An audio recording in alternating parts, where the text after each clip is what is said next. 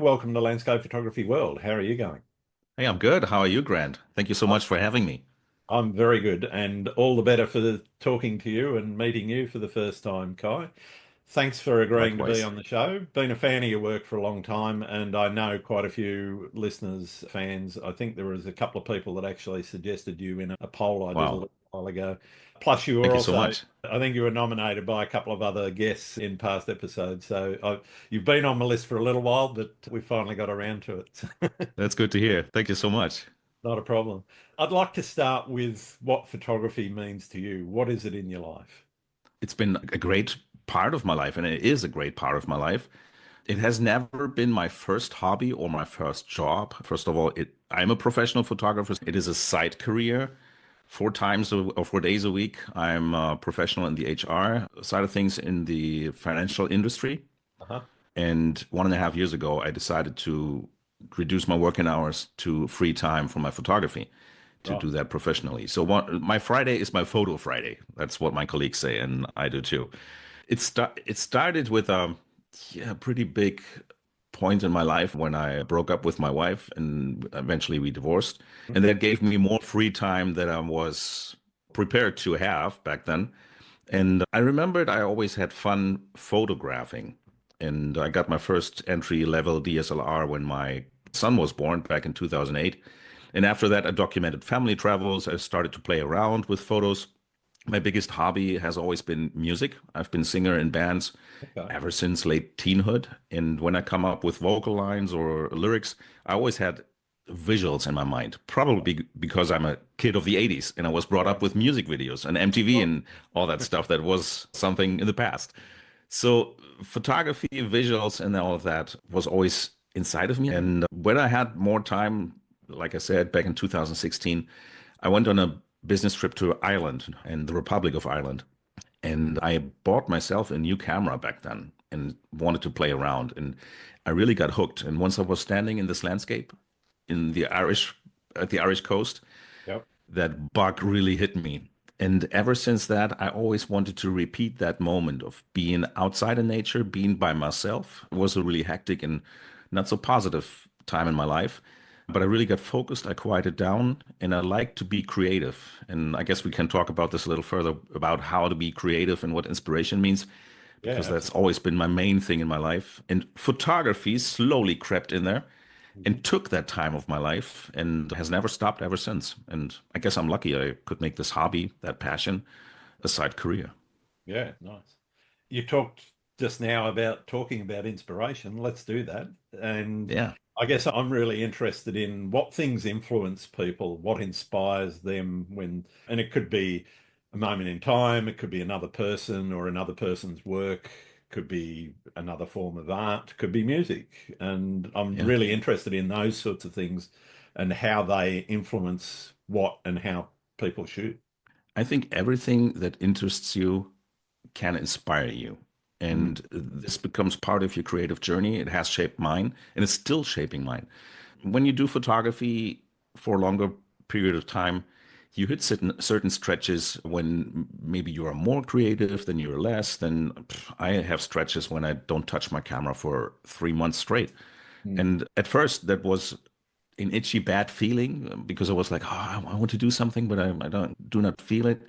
And I think that's what's happening with every creative. It comes in curves, it Yeah. ebbs and flows. And then I pick up a book. I listen to music a lot and I make music. I've started to learn playing the guitar now. That's my big thing right now, actually. And as I said, I still sing in a band and I write lyrics. That has shaped my inspiration. So just recently, I returned from a photo workshop in northern Spain just 3 days ago. And during that travel, I finished listening to an autobiography of Jimi Hendrix. And Uh, although I've never been that much into his music, I really enjoy listening to autobiographies of other people. And I think that's also inspirational. So, what happened to those people? How did they come about making what they are? What makes them be so determined and so passionate?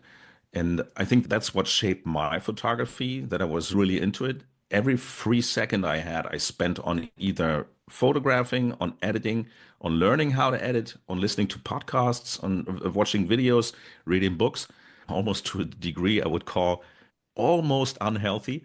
But that helps you honing your craft, I believe. And Yeah. what inspires me, probably when I started as a little boy, I was drawing dinosaurs and volcanoes. And after that, I was drawing football players, or I wanted to become a tennis professional like Boris Becker was. All that kind of shaped me along the way. And these are these little nuggets that make you special. And when I'm on workshops and I'm trying to teach people photography, there's some starters who are just trying to handle the camera, and that's perfectly fine. Know how that feels because that's me trying to handle my guitar right now.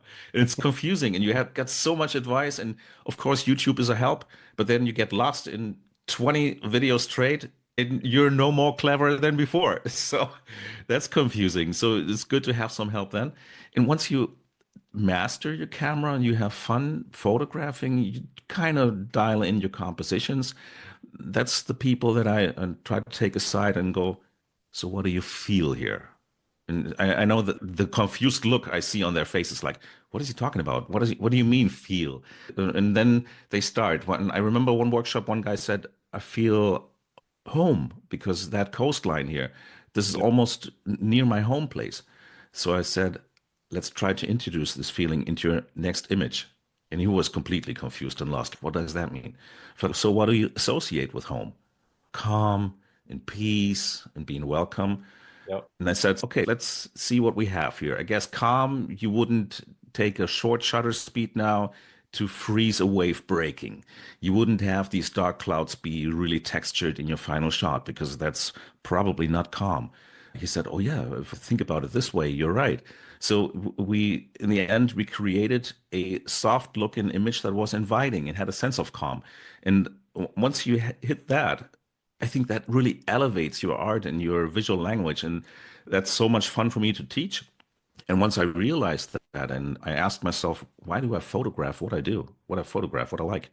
I remember standing in museums, standing in front of a large mural by Mark Rothko, and Sure. got sucked in. And I remembered, yeah, I've always had a thing for abstract art. So, of course, I like photographing this too.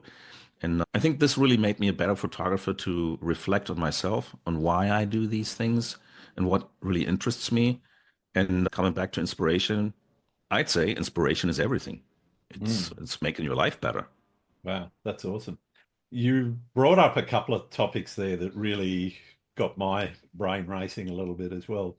One is, or the first one you brought up was about the obsessive behavior that's associated with, and it's not just photography, but many photographers that have been on the show have mentioned similar sorts of things. You have to be obsessed to get into it so far that it's what you want to do with your life. Yeah, And if you true. don't have that passion and that obsession, then you're never likely to be. It's not saying you can't be a great photographer, but you're never likely to be a great photographer because you're not going to put in the time, you're not going to put in the effort, and you're not going to put in the feeling, Yeah, which was another thing you talked about. I agree. What's your feeling on that obsessive behavior? How many photographers have you come across that also reflect that? Quite many. I think there's different levels to that. Oh, sure. I was half jokingly saying, well, maybe to an unhealthy stage. So let's talk about the normal people, like the guys that come to my workshops. And just imagine you as a listener, you go photograph and you take your camera gear and you take your partner who's not photographing on a little Sunday afternoon hike. And once you stop and photograph, if you have a lovely partner like my wife, she's very patient with me. Still, at some point, I feel maybe subconsciously, I should leave this shot be now and keep going. I remember one time she just grabbed my tripod and said, okay, you got enough of that shot now. You were working there for an hour. And that's the cool thing that maybe that's obsessive when you go, oh, I see how the clouds move. This light is changing. Just wait, maybe 2 or 3 more minutes. Yep. That's like probably fishing. And I don't have anything for fishing. So when people are just sitting there fishing, I go, this must be the most boring thing. But actually, what we do as photographers is probably similar. So Very. when I have these workshop groups and I go, don't worry, we'll take our time. And now you're here with like-minded people.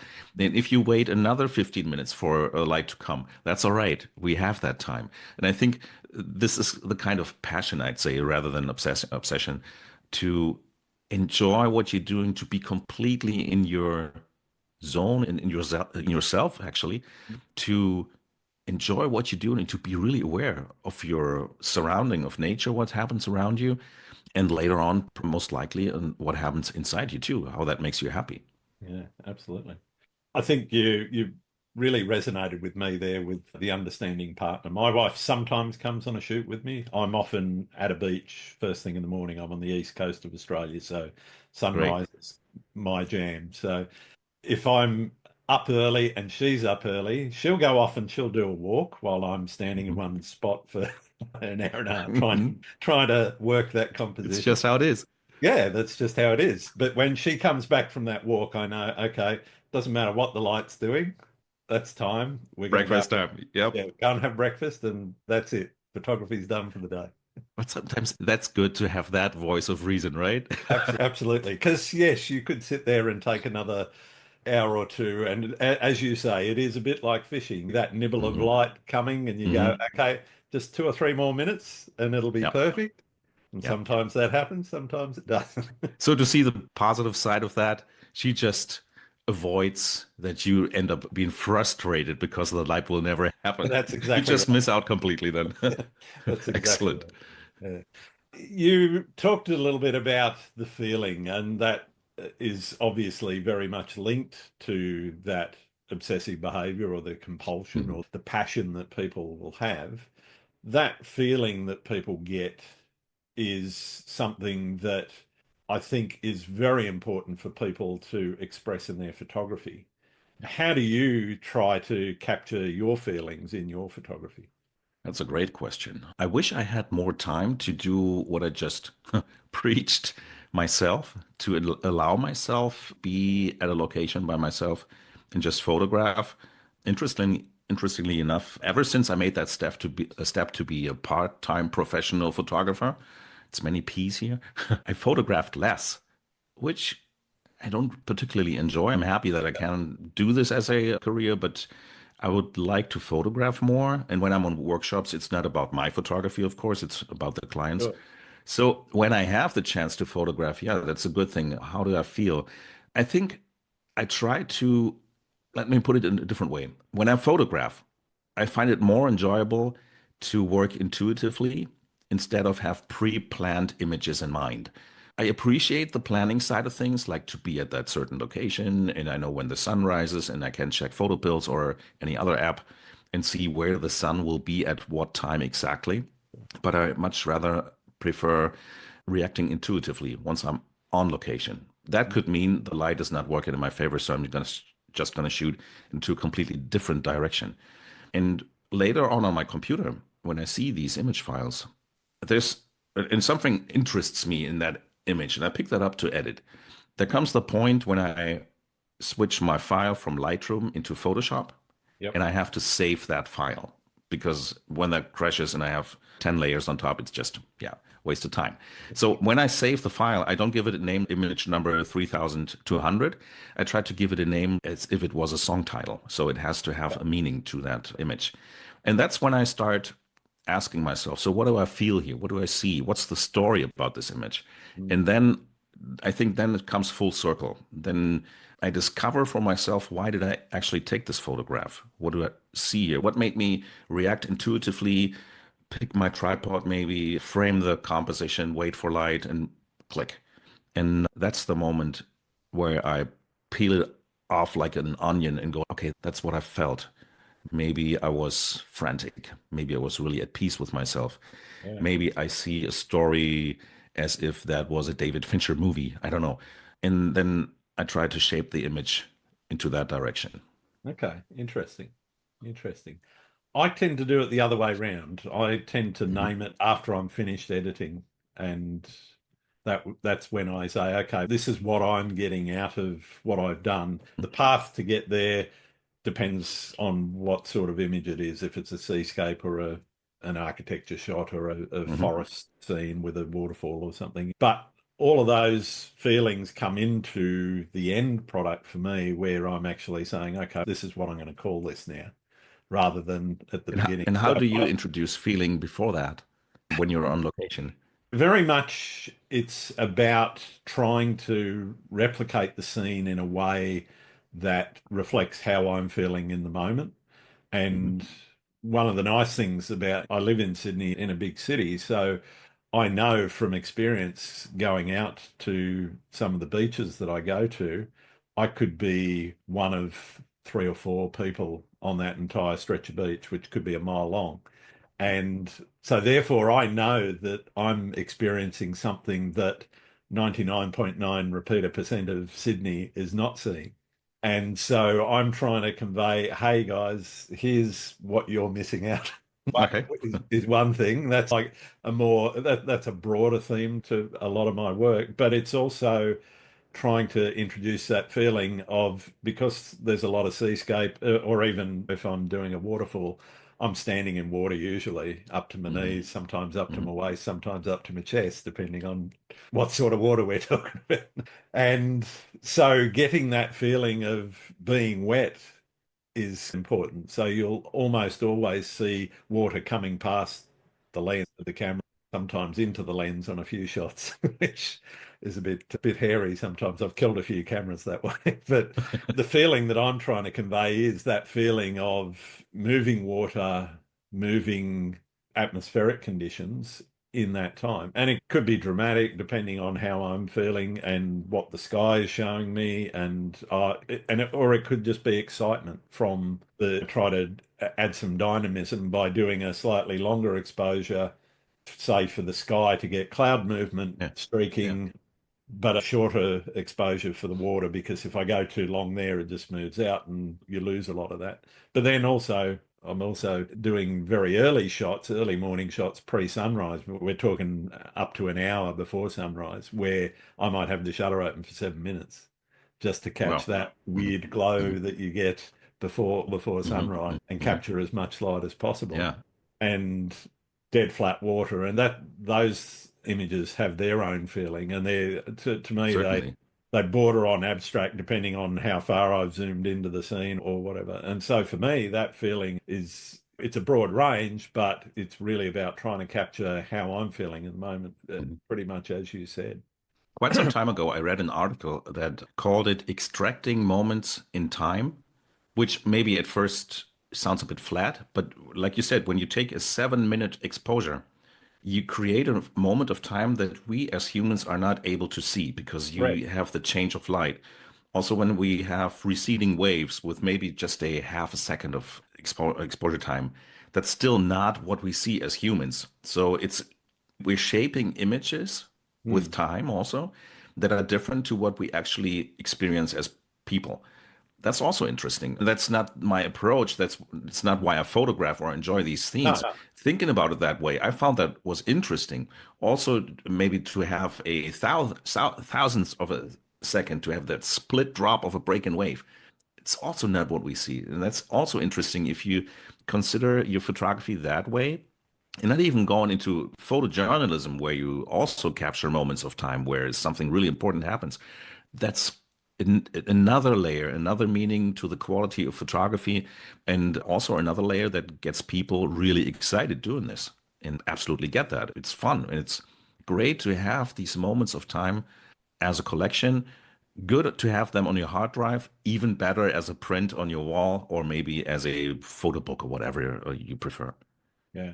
Well, you touched on something there that I did a little bit in Vietnam. I've recently just got back from a trip there. And one of the things that I was experimenting for me, I know street photographers might do this all the time, but going completely manual, including manual focus, no autofocus, no Hmm. auto ISO, nothing. So setting up the shot before swinging around and taking a street scene of might be a street vendor or a guy repairing a motorcycle or a scooter on the side of the road, which all over places in Vietnam. And Hmm. it's a different way of capturing that feeling and a different way of True. looking at how you're taking those photos. Because traditionally, for me, I would normally set up on a tripod look at a longish exposure, I'm probably using an aperture priority, so I don't have to think too much about the Mhm. timing. But I know what aperture I want because Mhm. I want the focal length Yeah, from front yeah, to back. So I'll let the camera decide the timing. Sometimes I will, but I'm almost never, it's almost always autofocus as well, except night shots and mhm. astro and those sorts of things. But it was just a little bit different doing absolutely everything in manual in a street mode for me, which is not something that I've done a lot of in the past. And it's trying to extract, in my mind, it's just trying to extract a different way of looking at the way I'm taking photos and trying to work that then into the landscape genre. And it probably won't work 100% of the time, but that's okay. That's what Yeah, it experimentation is is. all about. Absolutely. And did you get some images where you felt like, the focus wasn't quite right, but you Yep. still liked the image because it was Yeah. conveying a feeling? Yeah. Yes. Yeah. And we're talking here now, it's technical stuff, but that's not what really excites me about photography. And I know exactly what you were talking about because a week before I left for Spain very recently, I got myself a small Fuji camera to just shoot scenes like this, really without much thinking, just handheld and then point and click more or less. Yeah. And I ended up with a few shots that I just saw from Bilbao, for example, street scenes. Not a good focus because I had it on autofocus, but it didn't really work. But it looked good because that the blurred subject, you can still recognize what it is. Yeah. It Yeah. conveyed a strong feeling and a sense of motion. And for the listener, if just think of your favorite movies. How do light and shadow interact with each other? What does it make with you if the main actor maybe is not completely in focus? That can create interest and mood and tension. So why not introduce that in our photography? I know Absolutely. that's a bit more difficult in landscape photography because we're so used to have that all sharp. Let's not even go into focus stacking. That's where you have it sharp all the way. And I'm usually too lazy to do that. Same. But I know the quality of I quite often take the shots, but I'm too lazy to stack it all together. exactly that's me. So I always go with a safety shot with closed aperture first, which Yep. will most likely be the final result. And then I Yep. take the focus stacked versions that will never see the light of day. Yeah, but maybe that's something for us landscape photographers. Let's be more creative, be more open for the imperfection and Mm. see what happens, how that feels. This may sound like I'm overthinking everything I'm doing when I'm photograph, which is not the case at all. Like I said earlier, when I'm out photographing, my head is pretty much the best moments are when I don't really have anything in my head, when it's just Yeah. flowing and I Reacting to don't overthink at all. what's happening. Exactly, reacting. Yeah. And that thought process that comes later, like I explained. Yeah. Yeah. I usually think a little bit about changes. There's sometimes, which is one of the reasons why I rely on aperture priority a bit, is because I know if I make an ISO change or if I make an f-stop change, then I know where I'm going to end up, and I can actually, the camera actually tells me what shutter speed I'm going to get anyway, just with a half press. So I know what I'm going to get, so I can Hmm. aim and staying within that f-stop range of say 7.1 to 16 and rarely going outside of that. What I very much did differently in as much as the other manual changes, I pretty much for all of the shots that I did shot wide open with an Hmm. f2.8 or an f4 Hmm. lens. And the whole point of that was experimenting with depth of field. So Yeah. that is why I was doing manual focus to try and Hmm. get Hmm. the depth of field change that I wanted in the background so that you were focusing very much on that person, be it street vendor or motorcycle repair Yeah. person or whatever, so that they became very well defined in the image and the rest of the image just blended into cream at the background. Yeah. And that very deliberate thinking before I started actually going out and taking shots and then just taking shots that way and then reacting to what I was seeing was Hmm. really for me the magic source of what I was thinking about. I also did some of my traditional stuff where I could, but I wasn't by the sea very often where I could just walk down to a nice sunrise. It just wasn't where I was located in the places that I was at. That's a good thing to just introduce some change and be Absolutely. playful. Yeah. Yeah. Play around, experiment, and do something Exactly. you're not always doing. Because if Yeah. the thing is, if you do always do what you're doing, you end up getting into a creative rut and you start to be less inspired to go out and take shots. Exactly. How Last do you, year, I went on a half honeymoon, half photo tour together with my wife. It was 3 weeks with a camper. We went south. So we drove from Germany through Switzerland, France, down to Spain, and then Portugal, all around. And sometimes like visiting large cities like Barcelona but I don't bring my camera gear in there, then that wouldn't make sense. So I just used my iPhone and I had a little app called Spectre, I believe, which allows me to do longer shutter speeds. So okay. we went through little streets, or it was just standing there at crowded places and had a shutter speed of maybe 5 seconds, which ends up being a street scene with people moving. And I called this to myself like a series of the ghosts of Barcelona. And Nice. so I enjoyed that. It didn't bother my wife. She was happy strolling around. I had my little phone in the hand and I took a little handheld 5 second shot. Everybody was happy. You And I weren't, still you played weren't having around. to set Yeah. up a tripod or anything and get in the way. Yeah, exactly. Nice. So there's always a shot to be taken. Absolutely. What was the first landscape photo that made you say, okay, this is it? What was that moment like? Coming back to Ireland, that's not necessarily a great photo, but I remember one that was like the kickoff to my landscape photography. And when I spent lots of time trying to hone my editing, I think I had an image from the Baltic Sea where I felt like, okay, this looks like a direction I would like my editing to be going to. It has certainly evolved ever since, and I have a different workflow than I did back then. But I remember that one specific image, not really a great scene, actually. It's waves coming in on a stormy day, but the editing was fine. And I would say that was probably the point where I felt like, okay, now I have a direction. Yeah. And there's another one. I remember maybe 3, 4 years ago, people were reaching out to me, were like, "Oh, you started taking more intimate and abstract photographs now." And I tried to tell them, no, actually, that has been the case ever since. Actually, even before my landscape photography, I did that. But when I had this like workflow or my direction of editing, it was usually these more dramatic, more epic scenes. And my editing workflow was always pointing into that direction. So when I had a calmer scene, a smaller scene, I felt a bit helpless in how to process these images. So I Right. remember I was sitting on a boat at Kühne in Bavaria together with my photo friends. We were on a photo tour in the Alps, and there were these small ripples running away from the boat while I was sitting on it, crossing the lake. And it was all covered with fog. So all you had in your frame was ripples beneath and then just nothing on top. Sure. And I instantly felt like this is going to be a series I'll be doing. That Okay. was 2017. It took me until 2020 when COVID hit and I digged into my archive when I felt comfortable editing this. And then when I had the feeling like now I reached the point where I can edit an image in a way it deserves, no matter if it's a dramatic scene, if it's more subtle. And I really strongly remember that moment when I finally nailed that and I felt, okay, now I can actually, I handle my camera.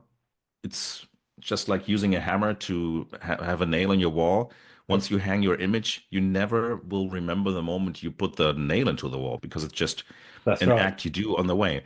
It's the same when you take an image. Once you manage your camera, I just do it intuitively. Usually on manual. I pick the aperture and go for that and set accordingly. That's not what photography is about. It's the final result. And having the feeling like, okay, now I know what to do in the field and I also know what to do in the editing side of things, Sure. that made me feel like, okay, I've reached a point where I can start expressing and I don't have to worry about the manuals. I think that's a really good point. Once you've gotten the technical aspects of actually taking a photo and you're capturing consistently capturing good quality images, and you've got a bit of an understanding about composition. And I'm talking when you're in that learning phase. But Yeah. once you've actually mastered the tool, then you can concentrate on a lot of the inspirational aspects Hmm. and the creative side. You can explore the world of photography in the way that you want, because Exactly. what you're doing, as you said, it is Yeah. like hitting a nail with a hammer. You don't think about it anymore. That stage where you get to be unconsciously competent, as they call Yeah. it.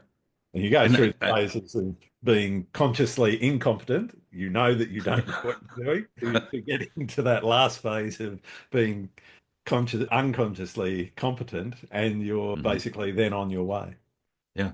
And I have a guitar hanging there. I'm at that stage where I'm still looking at my fingers and how to play the chords. So that is a definite reminder on how things are difficult when you start out. And you Absolutely. have to pay more attention to get the techniques until you start hearing what you're actually doing. And maybe you can close your eyes and play just by feel. I'm not there with my camera yet. With my with the camera, I believe I am, but with the guitar yet. Yeah. And that's also another interesting thing. I remember when so many people reached out to me, that was more like 3, 4, 5 years ago, and how or what advice I would give to be great at photography fast. And the question was, what shortcut can I tell? And I believe there are none. I There's mean, very few. it Yeah. is a craft. Of course, if you're all just for the final result, don't even buy a camera. Go Yeah. on Midjourney or whatever, type a prompt, and you gotta produce image. Why worry about all of this? That's But right. coming back to what we started with, that creative journey, what shapes you, the inspiration. Every time I fail, that's also an experience I pick up. And of Yeah. course, it's not fun. It's not that I chase failures. I try to chase the successions. But every time I fail with images, and God knows I do often, that's also something on my creative journey. It shapes me and the frustration that comes with it. And I strongly believe that makes me better next time. Mm. And if it doesn't make me better next time, then maybe I have to try harder or Yeah. let one image go and go for another one and experience that. That's also, isn't it the same with life? And Absolutely. we both have seen Driving a car, artists riding a where, bicycle, learning to cook, yeah, all of those yeah, things. There are no shortcuts to it. You will get the hang of it eventually, but don't put the time into understanding the mechanics of it. And by mechanics, you working out for photography in particular, working out how to set your camera up properly for the shot that you yeah. want to take. And I think a lot of people have that difficulty in both aspects of photography, both the field work but also the editing side, where Mhm. they're not sure what it is that they want to express in their photography. They know they Exactly. want to take Yeah, they know they want to take a nice photo.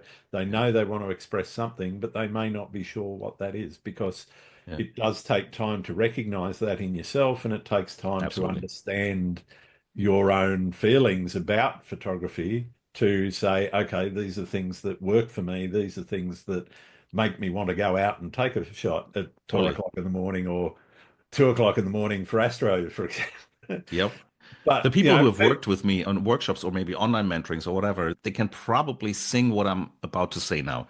Because my first question when doing an image critique is usually, so what's your image really about?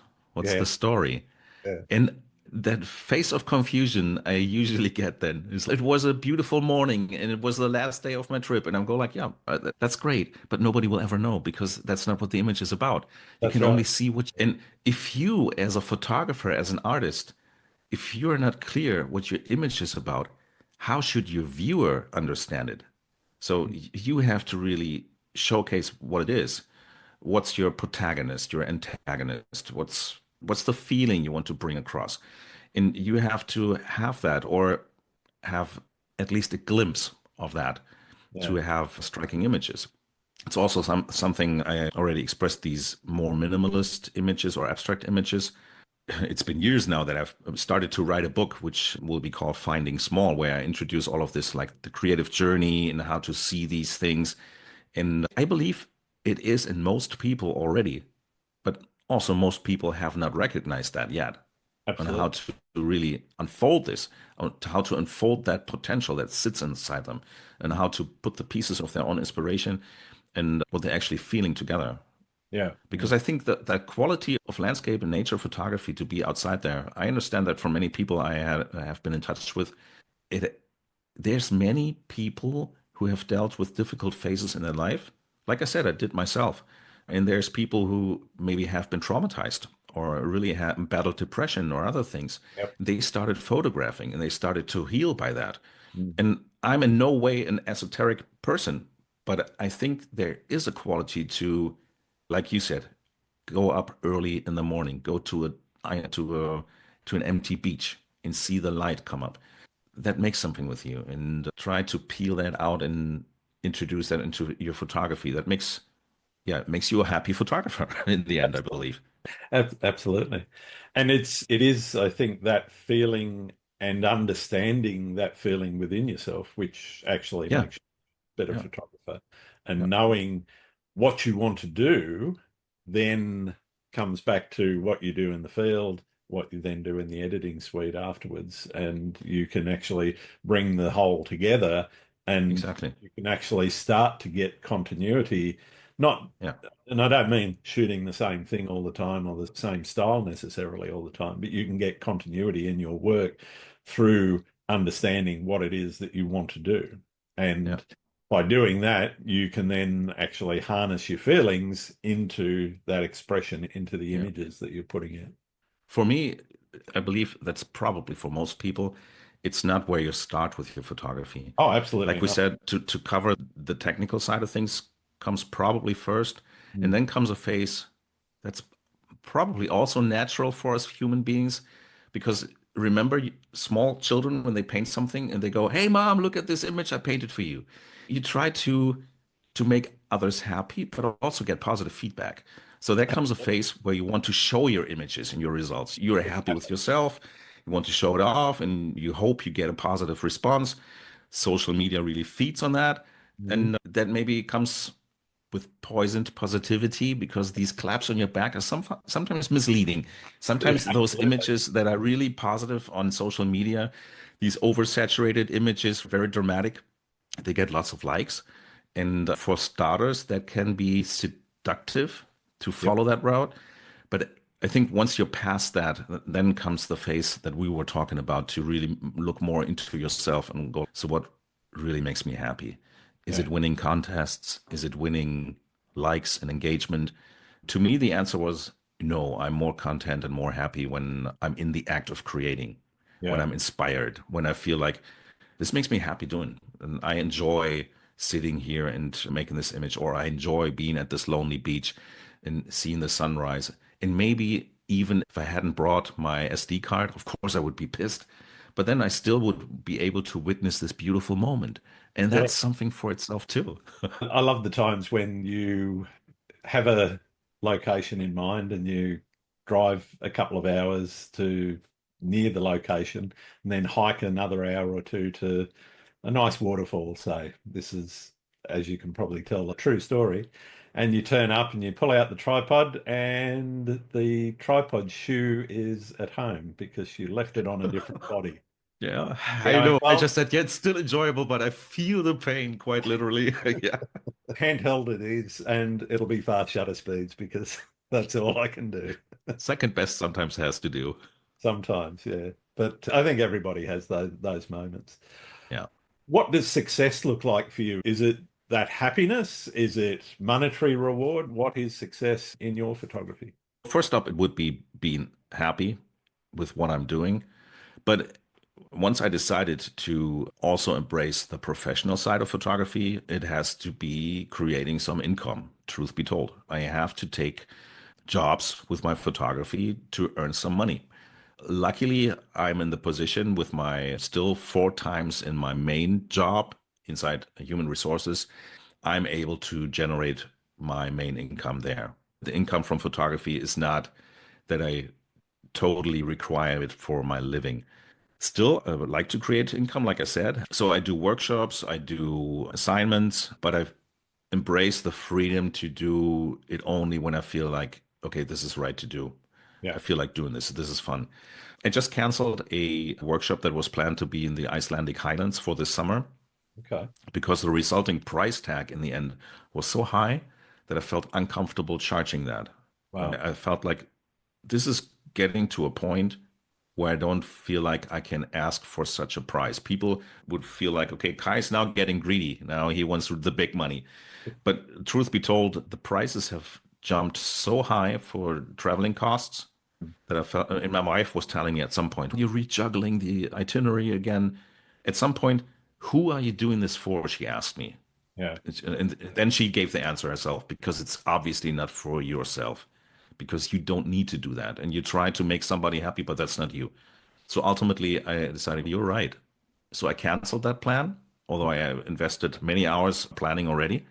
And I decided to call a friend who I had been photographing with for many tours. And I said, so how about we go for photography week to just Mm. photograph for ourselves? To shortly answer, it's mainly to be happy with being creative. Yeah. And if that pays some bills too, that's perfect. Fantastic. I'm interested in that cost of workshops in particular. One of the really difficult things that a lot of photographers had is pricing their value, actually putting a price on Oh, the value that they're adding. So whether it's prints, whether it's photo engagements where you're going to do a corporate shoot or a wedding or whatever, actually understanding how to price yourself is a big challenge. How do you do that? And absolutely. clearly, you've actually thought a bit about it because you actually canceled something because it was going, this is too much. Nobody's going to pay Yeah. that. How Yeah. do you go about it? Do you have a system or is it just you're doing it by feel like most people? A part of it is by feel, but also just seeing what my colleagues do and see what's the market. Yeah, And I try to maybe put myself on that landscape and see, okay, some people know me, but it's not like I'm the top of the cream, so I have to be somewhere maybe in the middle of mm, things. And what do others charge? And then, of course, I have to see what are the fixed costs I have to cover. yeah, I have a travel agency who's partnering with me, so they take some of the legal stuff aside, but that also, of course, takes a piece of the cake financially. So I have to, in the end, see, okay, I have my regular job. If, for example, I take some vacation off, I lose money on my main job. yeah, I have to cover that. I have two children that I'm responsible for financially. I have a wife. We have a dog now. I have to earn some money to make a living for all of us. sure, And all of this comes into a package, and then you try to figure out a price that you feel like, okay, this can be sold on that market yeah, with my name probably. And for example, that Spain workshop I was talking about, I felt like I had an amazing tour set together. And the landscape up there in northern Spain is diverse. And I would say it's almost a wet dream of a landscape photographer. yeah. Still, in the end, I didn't sell it out, which Okay. I thought it was decently priced. But you also have to take into consideration we are at a stage with economics, with politics right now, Mhm. which is difficult. And it's difficult for us landscape photographers. You could argue you are reaching out to people who have the money and they still want to spend it. Yeah, part of it is true, part of it is not true because that money still Yeah, has to be earned. And I'm exactly. not targeting the millionaires here who don't really care about anything, they can spend it all. I'm talking about that's not how to call that, the regular, normal people who are still well off who can spend some money on their hobby. Yeah, So it's a fine balancing act, and you never really know if you nail it. You can tell if somebody buys your print, if somebody buys your online mentoring, maybe if somebody buys your workshop, then okay, that attracted at least that person. yeah. But it's a tough No, business, and no, I get asked absolutely. often, when do you and why don't you do that full time? And I'm like, I don't know if I want to be dependent on that as my only income. It's tough, and I've seen colleagues drop out of this business, and I No, can understand absolutely. why. I've seen people swing into it and swing out of it, and Exactly.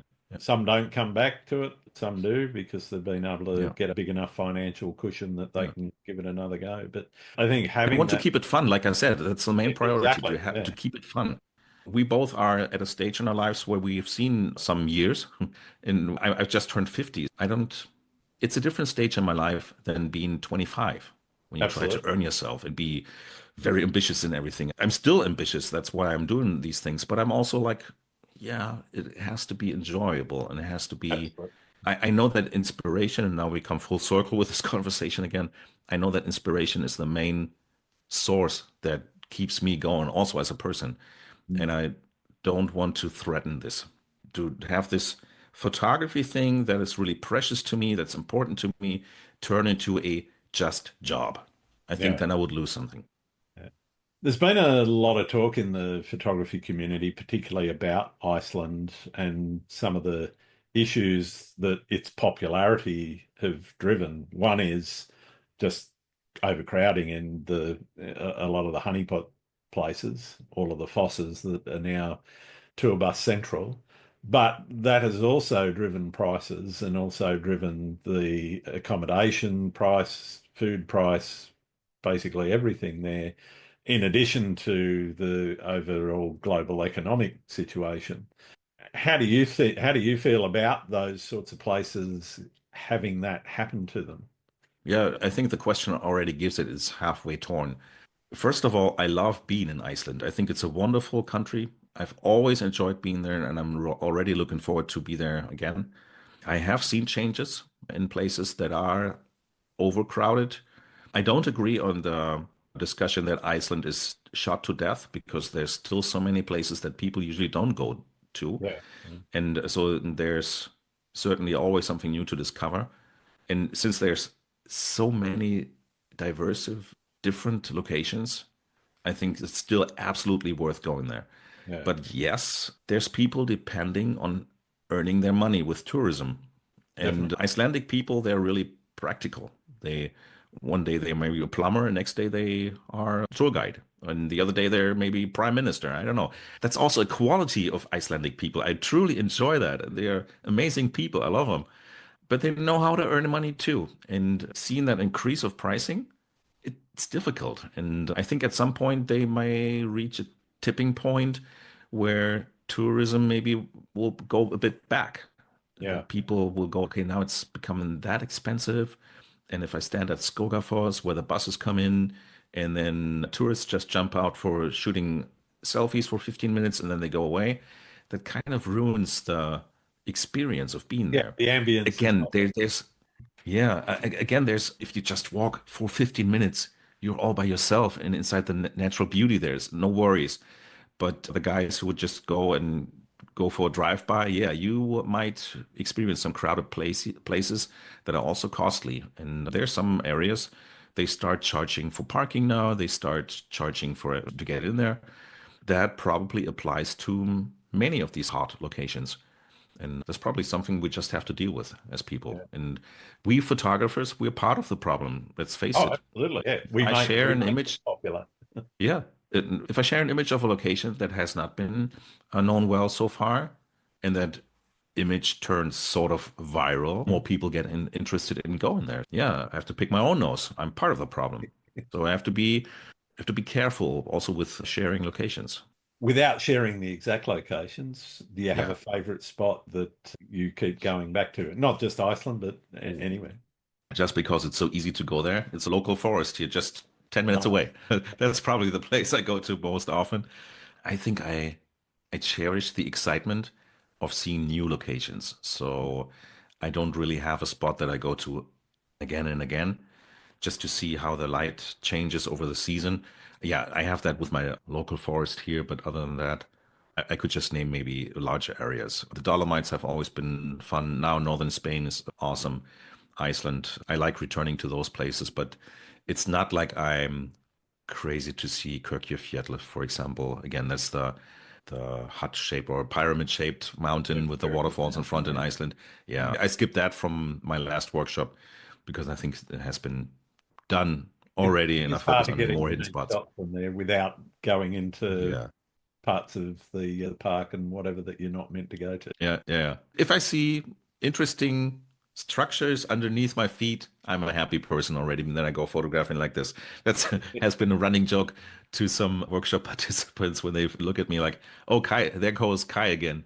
He's Yeah. just standing there with camera tilted down, shooting some mud cracks or some oil on the water or something like this." Nothing And wrong you with can that. shoot this everywhere. No, That's absolutely not. exactly right. Yeah. What is your most memorable shoot? One that really stuck out in your mind?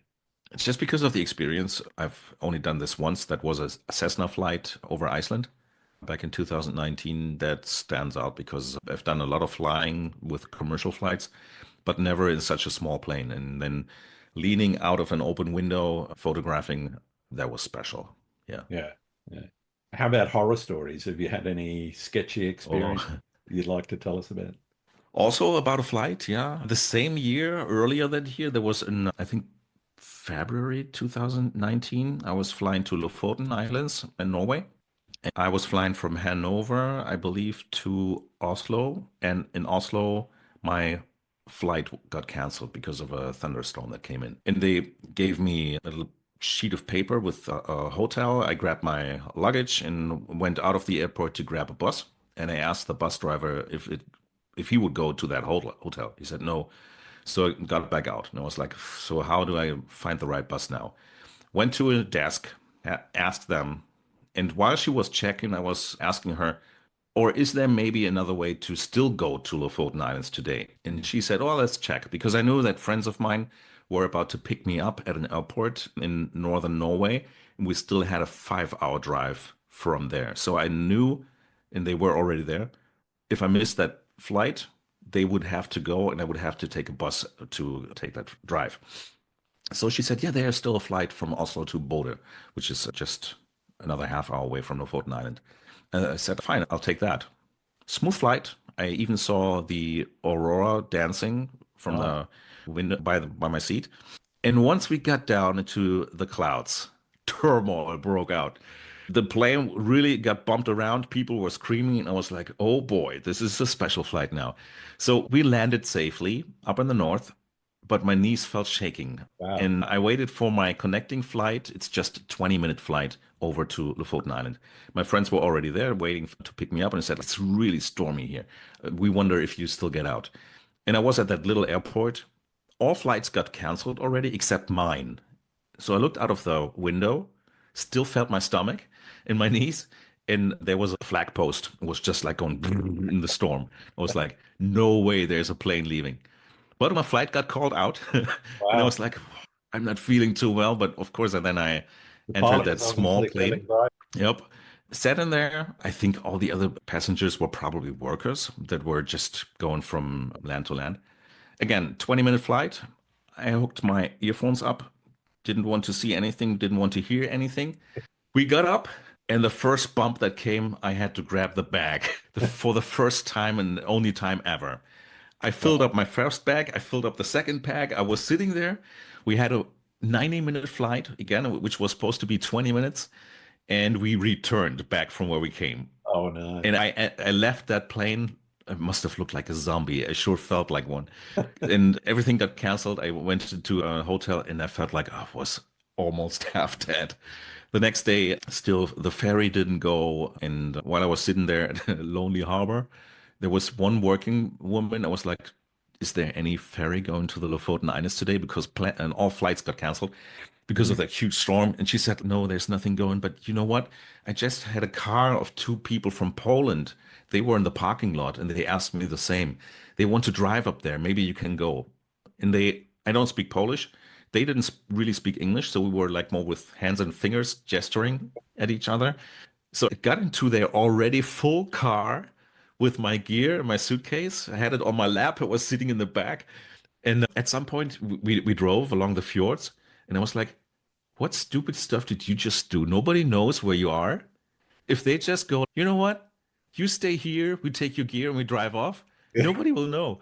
But it was all good. They were friendly. They got me to Lofoten Islands. But boy, when I arrived, I was like, damn, what a trip. And the guys who were waiting for me at the airport were like, there was stuff flying all over the place. There were even roofs taken off. We could not believe that plane you were in just even took off to take you there. Yeah, that was my long horror story. It's good for a story now, but back then I thought, oh boy, what am I doing here? Yeah, those experiences usually are. Yeah, and the first day I was there, we couldn't get to shoot anything. It was just, I believe, a 4 or 5 day trip, anyways. So I think I ended up with 2 days of shooting, Hmm. and yeah, now a story to tell. What's the best and or worst piece of advice anyone's given you? Oh, the worst piece of advice I probably forgot because I have no idea. The best piece of advice, photography wise, you mean? Yeah. Probably the simple and plain, enjoy what you're doing because, yeah, that's what it's about. Yeah, no, that's great advice. Where do you see photography's place in society? That's a good one. I think it's an important place for all different. aspects to show what there is in the world, to document moments. I think in the past, it has been imagine images of 9/11 in New York, Mm, of the Vietnam War, the first person on the moon. Though, and if I name these events in time, you usually have an image in mind. absolutely. Images stay with us, they shape our life in a way. Then images are, if I see my daughter, she's 14, she takes selfies a lot, which I'm not a fan of, but that's just culture of youth nowadays, I guess. That's a way to communicate with each other. Yeah. That's what they do. They share it with their friends and they share moments, they share what they wear, what they eat. That's what social media is about. And it's evolving also with this difficult times we are in politic wise with fake images. It has the power to really make people insecure. What is there to trust? Photoshop has existed for quite some time, and I think photo manipulation that has happened way before Photoshop. Oh So yeah, that's no, nothing I new. think 1908 was one of the first photo manipulations, Yeah, and yeah, it was 10 or 11 years from where film photography started. You yeah, had nitrate back in the 1850s, I think, but glass plates and nitrate and all that sort of thing, very difficult to manipulate yeah, photos simply because of the gear that you had. But yeah, yeah, film and photo manipulation, I think it was about 1908 was one of the very yeah. first manipulated photos from memory. And I think that has led to all people know that photos can be manipulated or now artificially Generally, created. yeah, So the consensus or the trust is eroding, it's slipping away. And yeah. that's probably also a reason why societies get so divided. What is there to believe in? What is there to trust? We start to live in our bubbles, like we are in our photography bubble, then there's people in their political bubble, and Yep. it's more us against them. And that's not a good thing. It's probably this consensus, this is right, this is wrong, slipping away because you never know what is there to what is actually real. People start to believe that the earth is flat again, which is unbelievable. But if people try really hard to persuade you that no, this is not what you think, this is not a table, this is actually a chair, and they show you images of that, or they start interacting this more in your bubble turns that way too, people lose faith in the belief. Absolutely. And it's also, I think that's a bad thing for photography also. People start questioning, oh yeah, how much did you manipulate here? That sunrise wasn't there. You exchanged the sky. And it Yeah. somehow devalues what you're doing. Yeah. Again, that's maybe a piece of advice for the listener. Again, try to listen to your own voice and try to create those images to make yourself happy. If you know what's in your image and it makes you happy, then it should be good enough. Yeah. Don't depend on external validation Yeah. because it's getting more and more difficult to get that. Yeah. I have absolutely no problem with people doing composite work or Mm. even photo manipulation for art, the fine art architecture sort of stuff where the sky Mhm. is basically replaced with a gradient or Yeah, a vector render or something like that. Those sorts of things, absolutely fine. They look great if they're done well, and all power to the people that actually spend the time in the technical craft of yeah, crafting an art image. I've got no problem. But if you're going out into the world and saying, this is what I actually saw when it's not, that's where yeah, the problems start. So to yeah, me, it's about the transparency and the honesty of the people who are actually posting those images on social media or yeah. putting them out into the world and saying, "Oh, I was there and I saw this amazing rainbow with unicorns over the Grand Canyon." Absolutely. I'm Did you? with you. And it's coming back to trust and belief. I refuse to accept that a lie is normal nowadays. Absolutely. And sometimes you get the feeling like it's becoming the new norm. I'm Mm. not naming any famous politicians here now, but we all have an idea probably. And I refuse to accept that lying is okay. That's not how I bring up my children. And Mm. I'm exactly like you are. I think it's fine if you do that, but be honest about it. Yeah, yeah. I think that honesty and transparency is the key, and Yeah, it's where yeah, people are being yeah, dishonest or even disingenuous with yeah. other people and saying, "Hey, this is actually a photo," when it's not. Mhm. Yeah, That's where I draw the line and say, no, true. you're really stretching the truth now. But the problem being, it's very hard to detect in some cases. It is. Yeah, And the more people get away with that and maybe even win prestigious contests, Yeah, the more people will follow because that 15 minutes of fame that Andy Warhol was proclaiming already. When was it? exactly. Mid 70s, probably, when I was born. That's still appealing to many. Absolutely. Absolutely. What's your favorite thing about being a photographer? It's the creative side. It's to get inspired and to blend this into my own work and how I record moments of time, like we said earlier, and things that I see, maybe to turn the mundane, the piece of mud that I'm seeing in front of me, to turn it into something special that in my eyes has a soul and Yeah. maybe opens up something within the viewer. And I love having the chance to create pieces of work other people not only find appealing, but they start coming up with their own interpretations that they like to spend some time with, have a feeling of themselves. And I find it so interesting when some people look at my work and go, "Oh, I see this and that." And this makes my mind click because I remember a moment when I had this or that sparks some inspiration inside me. And I think that's the ultimate compliment. If you have somebody spend time with your work and be inspired themselves, maybe to create something completely different, I think that's perfect. Yeah. That's what I cherish as a human being, to be inspired by others. And if I can give some of that back, that's perfect. If I could paint better, I would probably be a painter. I've dipped my toes into that and I tried painting with acrylics, but I wasn't too good and too happy with how I did that. And I Mm. think photography felt easier. I had faster results, better results with that, and I found more fulfillment there. Yeah, and that again is what makes me happy. I Also think, with music, music has, like I said at the very beginning, music has always been the main thing for me and probably will always be before photography actually, because wow. I think there's even more emotion in there. There are songs that can make me cry in specific moments. Mm. There's hardly any images that made me cry, maybe almost to tears for the good reasons. But music has even a stronger emotional impact, and I truly cherish that.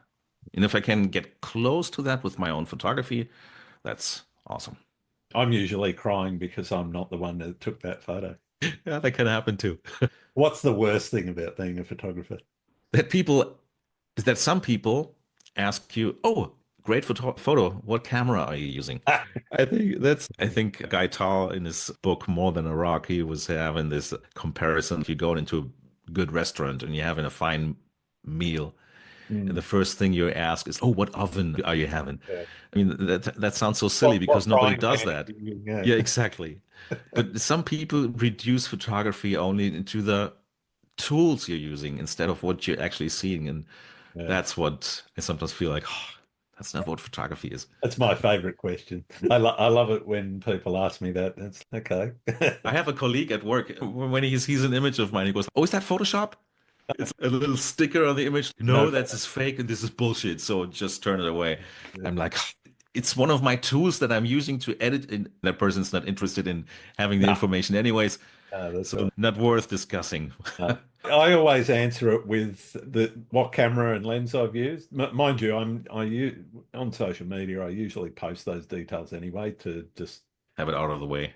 out of the way. Nobody Yeah, should ask the question, but then we all know nobody reads the captions anyway. So, true. but when I do get it, I always say I use this camera, etc., and 35 years of experience. Good one. Yeah, very good one. Exactly. And even more years of inspiration. Absolutely, absolutely. Yeah. I've only got another couple of questions for you. Are there any photographers out there that I should be talking to? Yeah, maybe, I don't know if you already had him. Guy Tall is always a good No, one to talk to. I haven't had him yet. When I think of the photographers that I find really inspiring, I know you had Hans Strand. Mhm. He's a great photographer, also a great person. Yeah. I got a chance to meet him once. I always loved the work of Alex Noriega Yep. from the US, also Eric Bennett. He's great. Then let me check before I get his name wrong again. There's a guy from the UK. He's called Anthony Spencer. He's amazing. You should look up his homepage, and if you have a chance to talk to him. I don't remember really hearing him on any podcast, which is a shame because I would love to hear about Well, his approach. I know I've got a few people for the first time on the podcast, which is nice to be able to get their Yeah. first interview under my belt. Mhm. But He's a professional photographer. I don't know if it's a side gig for him, but he does yeah, workshops. And another one who I've just discovered recently, and I shared in my newsletters, is George Calances. I think he's from the US, so it's probably pronounced Calances. Also great work. Also more small scenes, more abstract scenes, or subtle scenes. And I like that. fantastic.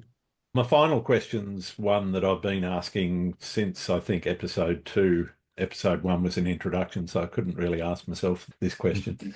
But I actually put together the stats and released them a couple of episodes ago. So anyone that was listening to that can actually put the numbers together now. Do you like pineapple on pizza? No, I don't. Okay. No, I'm more a classic guy with pizza. Yeah, fair enough. No, not a Do problem. you? It's okay. It's not something that I order, but I will happily eat it if it's there. So if it's on the pizza, it stays on the pizza. I eat it, but it's not I something. saw a meme. I don't even know if it's true that for Italians, it's they get angry or mad about this. I've seen that. I've had a few I'm Italians not. on the show, and they don't exactly get mad about it, but they definitely don't like it on their pizzas. Okay, all right. I So I'm believe more it with the was a Italians there. Canadian invention, which sounds really weird because everyone calls it a Hawaiian pizza, the ham, cheese, and Yeah. but it was a apparently a Canadian guy in Ontario Okay. actually. Who came up with it? Okay. Yeah. No, not my thing. If it was there and I'm hungry, I'd probably eat it, but I would never choose it myself.